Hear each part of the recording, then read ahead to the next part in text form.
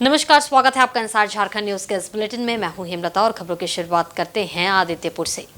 नए वर्ष का जश्न मनाने की तैयारी में जुटे बाबा आश्रम कॉलोनी आदित्यपुर 2 में पंचमुखी हनुमान मंदिर के पास रहने वाले 6 युवकों की साल के पहले दिन तड़के समय बिष्टुपुर थाना अंतर्गत साईं मंदिर गुलचक्कर के पास हुई भीषण सड़क दुर्घटना में दर्दनाक मौत हो गई।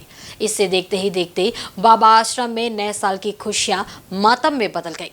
नए साल के दूसरे दिन भी यहां मातम का माहौल देखा गया।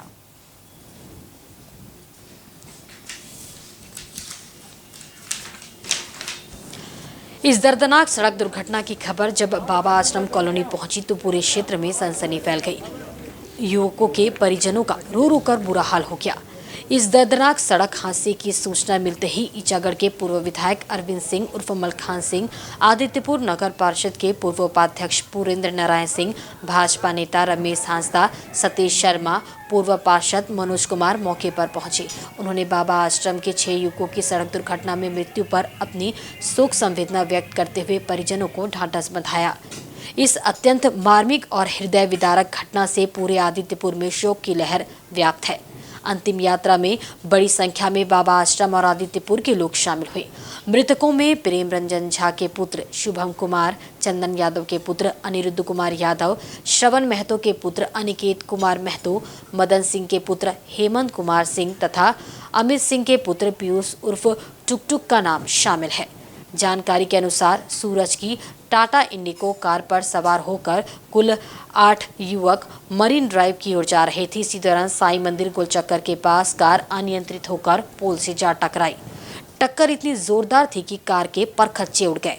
दुर्घटना में कार सवार 5 लोगों की घटनास्थल पर ही मौत हो गई, जबकि अन्य युवक ने उपचार के क्रम में एमजीएम अस्पताल में अंतिम सांस ली। वहीं दुर्घटना में जख्मी हर्ष कुमार झा तथा रवि झा नामक 2 युवकों को बेहतर उपचार हेतु टाटा अस्पताल तथा स्टील सिटी अस्पताल रेफर किया गया है। तो बहुत हृदय विदारक और मार्मिक घटना है। पूरे आदित्यपुर के निवासी आज मरमाहत हैं और बहुत लंबे समय तक इस घटना लोगों को याद दिलाएगी और हम लोग जो मृतक हैं उनके आत्मा के शांति के लिए ईश्वर से प्रार्थना करते हैं। गांडेय विधायक सरफराज अहमद के इस्तीफे के साथ ही झारखंड की राजनीति सरगर्मी तेज हो गई है। वहीं मंगलवार सवेरे से ही मुख्यमंत्री आवास में अधिकारियों का आना जाना भी लगा है। दरअसल ईडी की 7वीं और अंतिम नोटिस के बाद राजनीतिक हलकों में खलबली है। सबसे पहले महाधिवक्ता राजीव रंजन मुख्यमंत्री आवास पहुंचे, जहां लगभग 2 घंटे रुके। इसके साथ ही मुख्यमंत्री आवास पर मुख्यमंत्री के प्रधान सचिव विनय चौबे भी पहुंचे। सूचना है कि उनके बीच गहन विचार विमर्श हुआ है। वहीं इन सबके बीच महागठबंधन दल की बैठक भी 3 जनवरी मुख्यमंत्री आवास में आहूत की गई है। बताते चले कि जमीन घोटाले में ईडी की 7वीं और अंतिम नोटिस के बाद से सरकार में खलबली है। मुख्यमंत्री को कोर्ट से भी कोई राहत नहीं मिल पाई है। ऐसे में ईडी द्वारा मुख्यमंत्री से की जाने वाली पूछताछ को लेकर कई तरह के कयास लगाए जा रहे हैं। हर संभावनाओं पर विचार किया जा रहा है।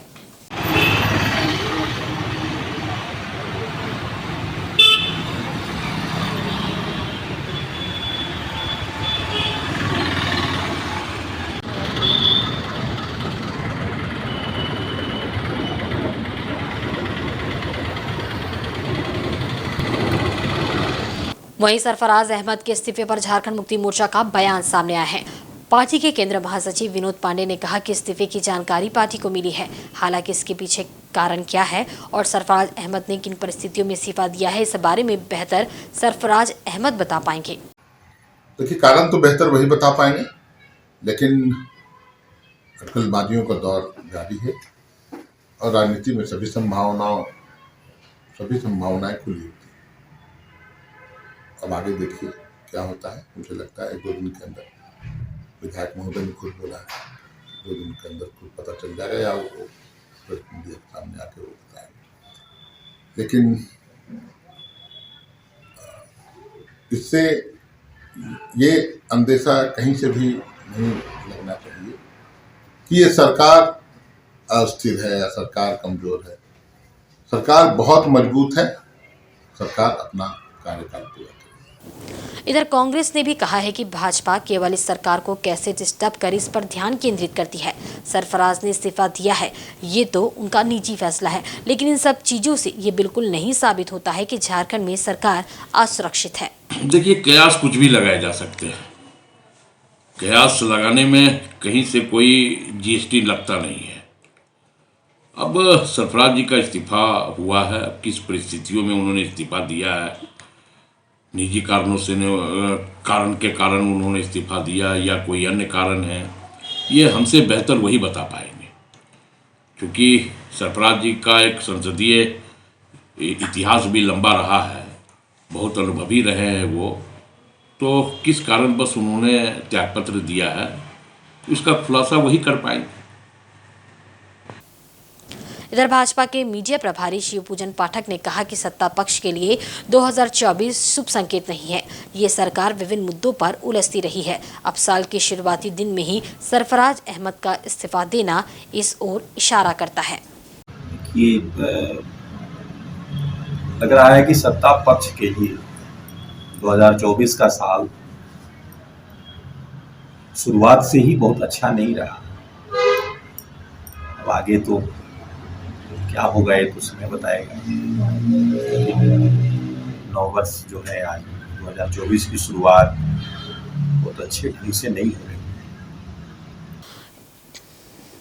1 जनवरी 1948 खरसवा गोलीकांड में शहीदों को श्रद्धांजलि देने झारखंड के मुख्यमंत्री हेमंत सोरेन खरसवा शहीद स्थल पहुंचे। चाक चौबंद सुरक्षा व्यवस्था के बीच मुख्यमंत्री हेमंत सोरेन ने शहीद बेदी पर श्रद्धा सुमन अर्पित किया, जिसके बाद मुख्यमंत्री ने शहीद स्मारक की परिक्रमा कर शहीदों को नमन किया।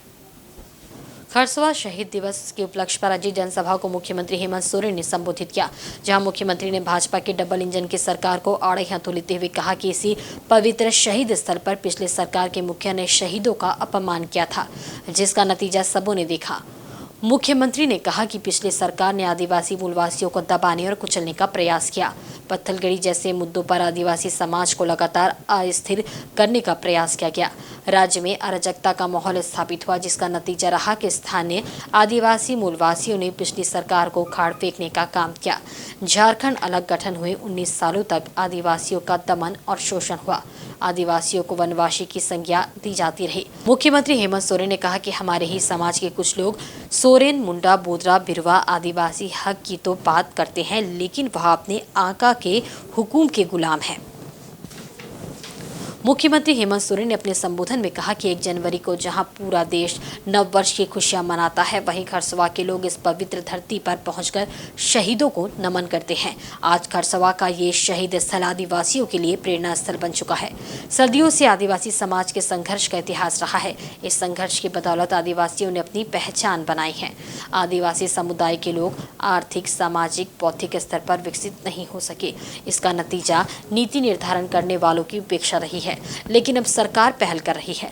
इस मौके पर मौजूद झारखंड सरकार के आदिवासी कल्याण एवं परिवहन मंत्री ने भी जनसभा को संबोधित करते हुए कहा कि झारखंड अलग राज्य आंदोलन की शुरुआत इसी खरसवा के पवित्र धरती से हुई थी। इस पवित्र स्थल से शुरू हुए आंदोलन की बदौलत झारखंड अलग राज्य का आंदोलन भी सफल हो सका है। खरसवा के विधायक दशरथ गागराई ने भी जनसभा को संबोधित किया। इस मौके पर मुख्य रूप से मंत्री जोभा मांझी, विधायक दीपक बिरुवा, सुखराम उरांव समेत झामुमो के पार्टी पदाधिकारी और कार्यकर्ता उपस्थित थे।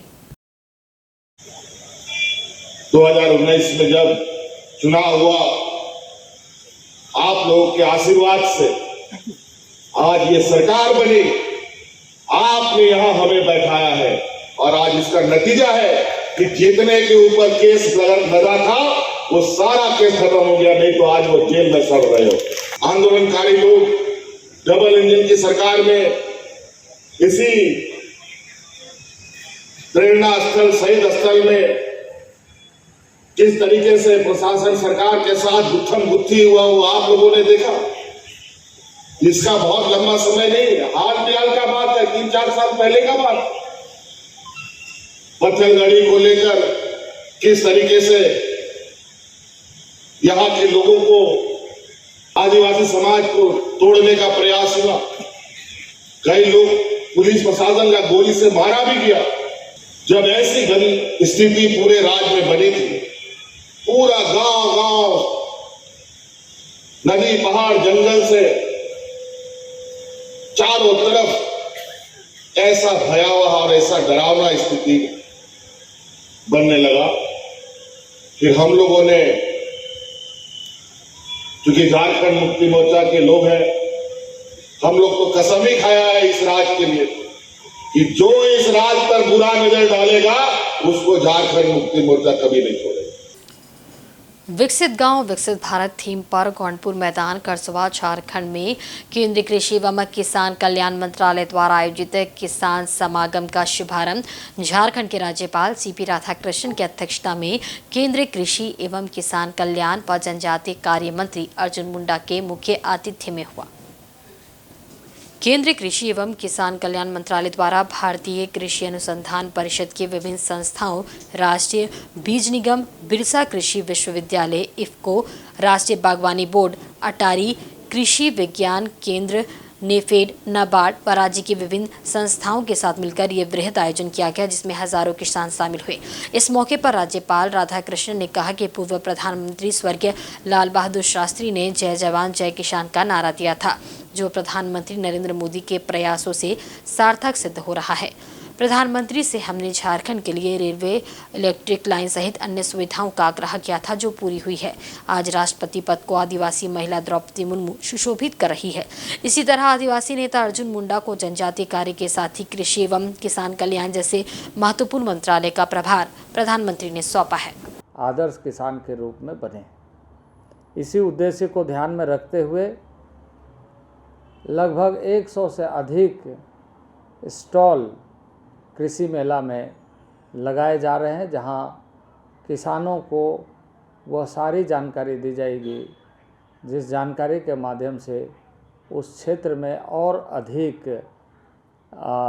किसान को अपने खेतों में अच्छी फसल उगाने का मौका मिलेगा। बिरसा मुंडा केंद्रीय कारागार होटवार के जेलर प्रमोद कुमार आज मंगलवार को ईडी ऑफिस पहुंचे, जिसके बाद ईडी के अधिकारियों ने उनसे पूछताछ शुरू कर दी है। होटवार जेलर प्रमोद कुमार को ईडी ने सम्मन भेजकर पूछताछ के लिए उपस्थित होने को कहा था। दरअसल शराब घोटाले मामले में जेल में बंद योगेंद्र तिवारी के नाम पर एक अखबार के संपादक को धमकाया गया था। ईडी ने जेल से अलग अलग नंबरों से धमकी दिए जाने के मामले को गंभीरता से लिया था। इसके बाद बीते 30 दिसंबर 2023 को ईडी ने जेलर को सम्मन जारी कर पूछताछ के लिए उपस्थित होने को कहा। ईडी ने जेलर से योगेंद्र तिवारी के सेल और टेलीफोन बूथ के आसपास की सीसीटीवी फुटेज भी मांगी है।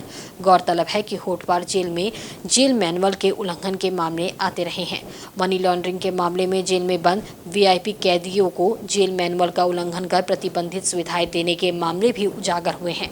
ईडी ने छापेमारी में इसका खुलासा भी किया था। वहीं सिंहभूम लोकसभा सीट सहित झारखंड की 14 सीटों पर जीत का लक्ष्य तय किया गया है, जिससे 2024 में 400 पार के अभियान को सफल बनाया जा सके। ये बातें चाईबासा में आयोजित प्रदेश पदाधिकारी, जिला प्रभारी व जिला अध्यक्षों के साथ हुई समीक्षा बैठक के बाद राज्यसभा सदस्य और भाजपा के प्रदेश प्रभारी लक्ष्मीकांत वाजपेयी ने कही। उन्होंने कहा कि प्रधानमंत्री मोदी के नेतृत्व में देश विकास की नई ऊंचाइयों पर चल रहा है। इस अभियान को बढ़ाते हुए 2024 में 400 पार के लक्ष्य को प्राप्त करने के लिए झारखंड प्रदेश प्रभारी, जिला प्रभारी व जिला अध्यक्षों के साथ चुनाव की रणनीति तय की गई, जिससे कहा गया कि सिंहभूम सांसद सीट एक समय भाजपा के पास थी, उसे वापस बड़े अंतर से जीतकर प्रदेश की सभी 14 सीटों पर विजय हासिल करनी है। इसके लिए पदाधिकारियों को आवश्यक दिशा निर्देश दिए गए हैं। वहीं राज्य में हेमंत सोरेन की अत्याचारी कदाचारी सरकार को भी उखाड़ फेंकेंगे। उन्होंने कहा कि 22 जनवरी को पूरा देश उत्सव मनाएगा। 500 साल के बाद, पीढ़ियों के संघर्ष व बलिदान के बाद रामलला गर्भगृह में विराजने जा रहे हैं। आदित्य साहू, प्रदेश महामंत्री सह राज्यसभा सदस्य आदित्य साहू ने कहा कि बैठक में भाजपा कार्यकर्ताओं को हर पंचायत में केंद्र सरकार की योजनाओं को लेकर जाने का निर्देश दिया गया है, जिससे देश में 400 सीटों के आंकड़े को पार किया जा सके। सिंहभूम लोकसभा सीट में विजय हासिल करने का लक्ष्य तय किया गया है। इसको लेकर रणनीति और जिम्मेदारी तय की गई है। भविष्य में केंद्र नेतृत्व चाहे तो राष्ट्रीय अध्यक्ष, प्रधानमंत्री व गृह मंत्री का दौरा भी हो सकता है। इस मौके पर केंद्रीय मंत्री अर्जुन मुंडा, प्रदेश अध्यक्ष बाबूलाल मरांडी, नेता प्रतिपक्ष अमर बावरी, प्रदेश संगठन महामंत्री कर्मवीर सिंह, अन्नपूर्णा देवी। भविष्य में केंद्र नेतृत्व चाहे तो राष्ट्रीय अध्यक्ष, प्रधानमंत्री व गृह मंत्री का दौरा भी हो सकता है। इस मौके पर केंद्रीय मंत्री अर्जुन मुंडा, प्रदेश अध्यक्ष बाबूलाल मरांडी, नेता प्रतिपक्ष अमर बावरी, प्रदेश संगठन महामंत्री कर्मवीर सिंह, अन्नपूर्णा देवी, राष्ट्रीय मंत्री आशा लकड़ा, अनुसूचित जनजाति मोर्चा के राष्ट्रीय अध्यक्ष सांसद समीर उरांव, प्रदेश उपाध्यक्ष नीलकंठ सिंह मुंडा समेत अन्य मौजूद थे। गांव की माताएं बहनें काफी उत्सुकता के साथ इस यात्रा में शामिल हो रही हैं और तो गोली गिरा गया था इस जिला के 10 दिन पहले, तो वहाँ पर जिस प्रकार से माताएं बहनों का जो जुनून हमने देखा, सभी एक स्वर से माताएं बहनें वहाँ पर आशीर्वाद मोदी जी को देने का काम करते थे। लोग बोल रहे थे जंगल की में रहने वाली माताएं बहनें कि पहली बार देश आजाद यदि किसी ने गांव, गरीब, किसान, मजदूर, शोषित, वंचित का चिंता करने का काम किया है तो भारतीय जनता पार्टी ने चिंता किया, नरेंद्र मोदी ने चिंता किया है। इसी कार्य को लेकर के और संगठनात्मक कार्यक्रम, आगामी कार्यक्रम तय किए गए हैं। विभिन्न कार्यक्रमों के माध्यम से हम जनता के बीच में जाने वाले हैं और देश की जनता फिर से पूर्ण बहुमत की सरकार, 400 से अधिक सीटों वाली सरकार मोदी जी के नेतृत्व में लोग देने जा रहे हैं। इस प्रकार से जनता की आवाज़ है, जिस प्रकार से जनता का मन बना पूरा देश में। दूसरी तरफ कांग्रेस पार्टी और अन्य पार्टियां जनता को हमेशा गुमराह करने का काम करती है, ठगने का काम करती है, बेवकूफ़ बनाने का काम करती है। झारखंड राज्य की सरकार तो इन 4 सालों में गांव के लोगों के पास जा करके 4 काम बताने की स्थिति में नहीं है कि हमने 4 काम किया है। वहीं नक्सलवाद के विरुद्ध आंदोलन करने वाले नागरिक सुरक्षा समिति द्वारा नक्सल हिंसा में मारे गए शहीद सकला सोरेन का शहादत दिवस मनाया गया। मुसाबनी स्थित न्यू कॉलोनी में नागरिक सुरक्षा समिति द्वारा नक्सल हिंसा के शिकार हुए सकला सोरेन का शहादत दिवस मनाया गया। नासूस सदस्य सकला सोरेन सबसे पहले नक्सलियों का शिकार हुए थे। इस मौके पर नासूस नेता शैलेंद्र बास्की की अध्यक्षता में सदस्यों ने उनकी तस्वीर को अगरबत्ती दिखाकर तथा फूलमाला चढ़ाकर श्रद्धांजलि दी। मौके पर उनके परिजन भी उपस्थित थे। इस मौके पर नारेबाजी भी की गई। शहीद सकला सोरेन की 2004 में गुड़ाबांधा में निर्मम हत्या कर दी गई थी।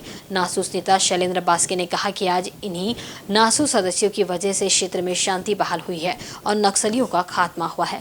नक्सलियों के खिलाफ आंदोलन में कई नासूस सदस्य की हत्या हुई है, जिन्हें आज भी सरकार द्वारा मुआवजा नहीं दिया गया है। हमने कई बार मुआवजे के लिए प्रयास किया था, लेकिन सरकार की उदासीनता की वजह से आज भी शहीदों के परिजन आस लगाए हुए बैठे हैं। आज जो हम लोग का वीर शहीद सकला सोरेन का शहादत दिवस हम लोग मनाया और ये नासूस का पहला शहीद है। इसको नक्सलियों ने 1 जनवरी 2004 में अपने पैतृक गांव में गोला रख कर इसको हत्या किया था। इसके बाद बहुत सारे हमारे साथी नक्सलियों के हाथे मारे गए। उसके बदौलत ये लोग खून बहाया, हम लोग इतना पुलिस को योगदान दिया, सरकार को सहयोग किया, लेकिन उसी तौर पर जो हम लोग को मिलना चाहिए था सरकार की ओर से वो हम लोग को नहीं मिल पा रहा है। आज भी बहुत सारा ऐसे शहीद बाकी है जो लोग को नौकरी और मुआवजा से वंचित है। उसके अलावा आज जो 20-22 साल हम लोग लड़ाई लड़ते आ रहे हैं नक्सलियों के खिलाफ, जो सरकार की ओर से जो कुछ हम लोग को मिलने का प्रावधान था ये हम लोग को नहीं मिल रहा है। ये दुख की बात है।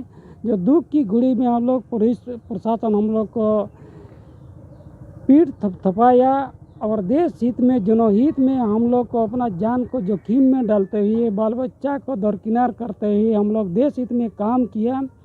आज थोड़ा नक्सली थोड़ा शांत गतिविधि में है तो पुलिस यहाँ मान रही है यहाँ नक्सलवाद ख़त्म हो गया, लेकिन ऐसे गलत है। नक्सलवाद यहाँ ख़त्म नहीं हुआ है। यहाँ नासूस के चलते नक्सली लोग अपना गतिविधि को धीमी कर दिया है, अंदर अंदर अपना रणनीति को बदल लिया है। पहले जो पोस्टरिंग करता था, अपना बहादुरी दिखाने के लिए वर्दी पहन के खुली आम हथियार ढो के घूमता थे, आज वो लोग का सिस्टम चेंज किया है। वो आम पब्लिक जैसे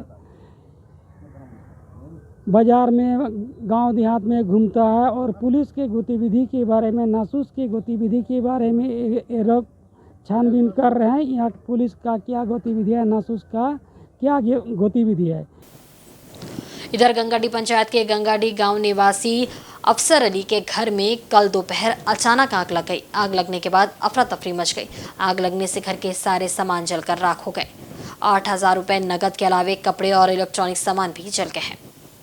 पैसे से फेरी करके जूता चप्पल बेचने वाले अफसर अली ने घटना के संबंध में जानकारी देते हुए बताया कि उनका अगल बगल में कच्चा व पक्का 2 तरह के मकान है। घटना 1 जनवरी के दोपहर के समय की है।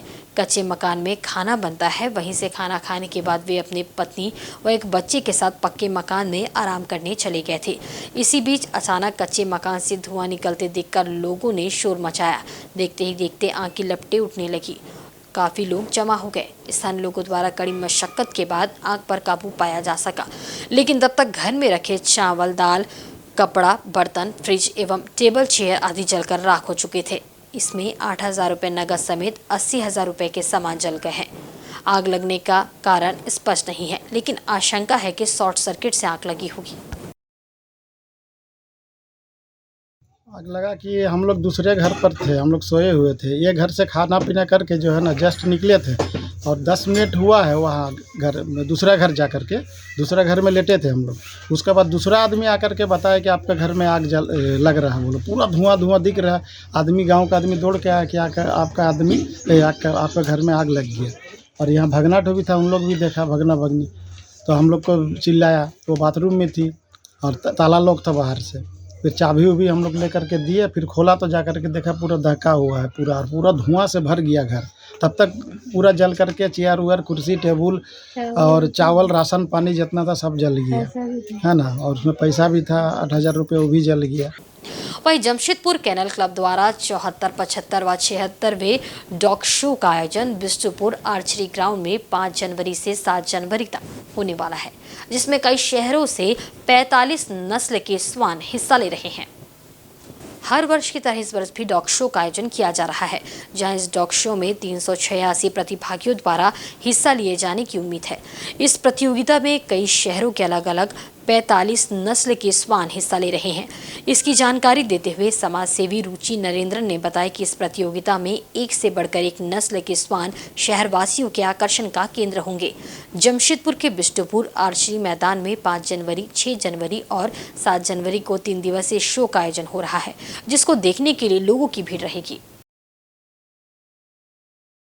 वापस आर्चरी ग्राउंड्स में हो रहा है।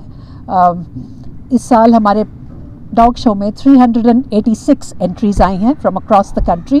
ये one of the highest numbers है। ईस्टर्न रीजन में तो सबसे हाईएस्ट है। कुछ सारी ब्रीड्स आ रही हैं। हमारा ऑल ब्रीड्स शो होगा, ओबीडियंस शो होगा और 2 स्पेशलिटी डॉग शोज़ हैं इस time, beagle and Labrador retriever. पिछले साल भी ये दोनों ब्रीड्स की स्पेशलिटी शो हुआ था और ये एक बहुत ही सुंदर तरीका है to showcase these beautiful dogs. हमारे जो जजेस आ रहे हैं वो इंटरनेशनल जजेस हैं, वेल नोन जजेस from across the world, Russia से, मैसेडोनिया से, साउथ कोरिया से और ऑस्ट्रेलिया। सो इंटरनेशनल क्वालिटी का डॉग शो जमशेदपुर में हर साल होता है और इसी को देख के ही इतनी एंट्रीज आती हैं। लोगों के लिए एक बहुत गर्व का मौका होता है जब उनके डॉग्स इस शो में विन करते हैं, क्योंकि वो जानते हैं कि ये डॉग शो एक अलग लेवल पे रहता है। इस डॉग शो को तैयार करने में बहुत लोगों की बहुत मेहनत गई है, बहुत महीनों से बहुत काम होता रहा है और मैं आशा करती हूँ कि लोग आएँ, देखें ये डॉग शो, एंजॉय करें, क्योंकि एक बहुत ही अनोखा मौका है जहाँ लोग अलग अलग ब्रीड्स देख सकते हैं। एक ब्रीड आ रही है जो एक टॉय ब्रीड है, कैवलियर पग, कैवलियर किंग चार्ल्स स्पैनियल। ये एक टॉय डॉग है और जो लोगों ने शायद पहले कभी नहीं देखा होगा और इस तरह के डॉग्स हमारे शो में आते हैं, लोगों को जानकारी मिलती है डॉग्स के बारे में और आई थिंक ये बहुत ही सक्सेसफुल डॉग शो एक बार फिर हम जमशेदपुर वासियों के लिए लेके आ रहे हैं। और साल 2024 के पहले दिन 1 जनवरी से चक्रधरपुर के पंपू डैम में लोग जमकर पिकनिक और मौज मस्ती, सैर सपाटे का लुत्फ उठा रहे हैं। डैम के आसपास नदी किनारे लोग पिकनिक मनाने पहुंच रहे हैं। कोई अपने परिवार के साथ, कोई विभिन्न परिवारों के समूह के साथ तो कोई अपने दोस्तों के साथ पंपू डैम के आसपास के इलाकों में पिकनिक मनाते। पिकनिक में बच्चे जमकर मस्ती कर रहे हैं। वहीं खेलकूद का भी आयोजन किया जा रहा है। पंपू डैम नदी की बहती अविरल धारा, जंगल और पहाड़ियों से घिरा मनमोहक दृश्य और डैम के पास मौजूद पुलिया, इन सभी हसीन वादियों में लोग सैर सपाटा और प्राकृतिक सौंदर्य के साथ साथ अपनी अपनी तस्वीरों की सेल्फी लेते रहें, ताकि नए साल की खुशी और सैर सपाटे की याद वे अपने फोन पर कैद कर सके। युवाओं में खासा जोश और उत्साह देखा जा रहा है। अगले एक हफ्ते तक इसी तरह पिकनिक स्पॉट लोगों से गुलजार रहने की उम्मीद है।